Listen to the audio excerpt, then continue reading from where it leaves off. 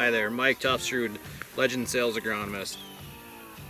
With this week's Crop Talk, we're up here near Devil's Lake, North Dakota, taking a look at a field of soybeans. We're looking out here, stopping out here to take a look to see what the aphid pressure is.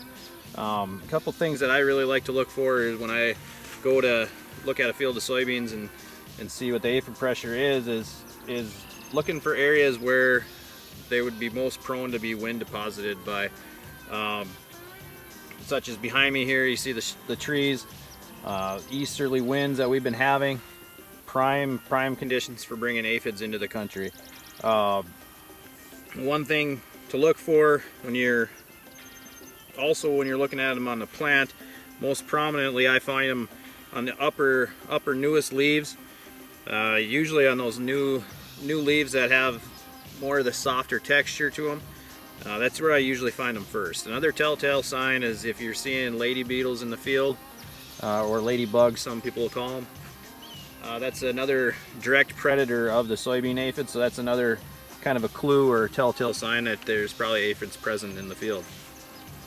Another thing to look for when you're out in the field at this time of the year is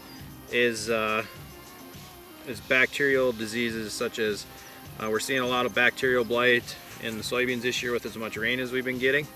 Another thing is I've seen some septoria leaf spots starting to show up. Not a bad idea to throw a fungicide in if you decide to go out there and do an application to control your aphids. Threshold for the aphids is going to be 250 aphids per plant on 80% of the plants. It seems like a pretty high number, but that's through R1 through R5.